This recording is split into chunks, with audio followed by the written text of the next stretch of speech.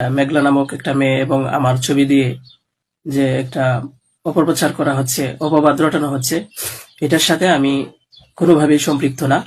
আমি এটার বিষয়ে কিছুই জানি না।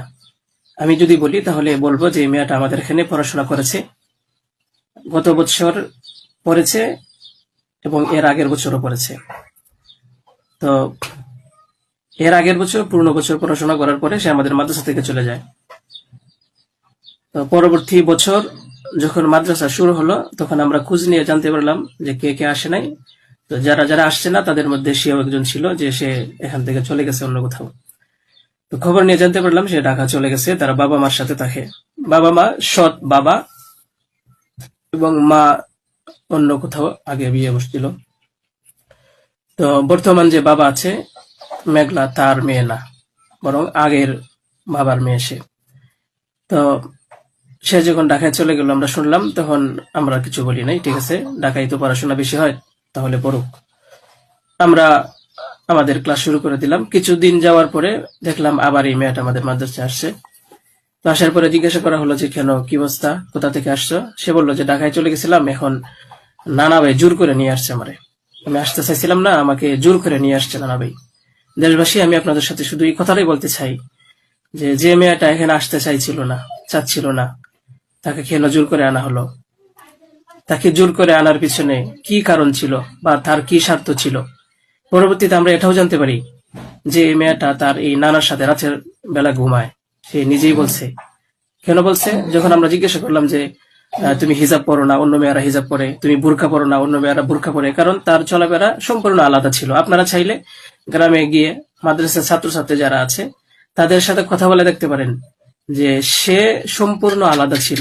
তার কোনো কিছুই আমাদের কমনের ভিতরে ছিল না, আমরা তাকে কন্ট্রোল করতে পারতেছিলাম না। তো সে এইভাবে কিছুদিন থাকার পরে আমরা ভাবলাম যে হয়তো তাকে আমরা রাখতে পারবো না, কারণ আমরা তাকে কন্ট্রোল করতে পারছি না। হয়তো মেয়েটা অন্য কোথাও গিয়ে যদি কন্ট্রোলে থাকতে পারে, পড়াশোনা করে, তাহলে এটা তার জন্য ভালো। তাই আমরা তার গার্জেনের কাছে বললাম, তার মাকে আমরা বুঝাইয়া বললাম। আমাদের উদ্দেশ্য এটাই ছিল যে তার মা যেন তাকে বুঝিয়ে বলে যায় যে হুজুরের কথা মেনে চলবা, মাদ্রাসার নিয়ম কানুন মেনে চলবা, এই কথাগুলো উনি বুঝিয়ে যাবেন। কিন্তু উনি কি করছেন যে ওনার মেয়েকে উনি বলছে যে না, আমি এখানে রাখবো না, নিয়ে চলে যাব। তো আমাদের এখান থেকে প্রায় 5-6 মাস আগে আমাদের মাদ্রাসা থেকে নিয়ে চলে গেছে। হয়তো পরবর্তীতে খবর নিয়ে জানতে পারলাম সিলেটে যেখানে উনি থাকে সেখানে নিয়ে গেছে। তো নিয়ে যাওয়ার পরে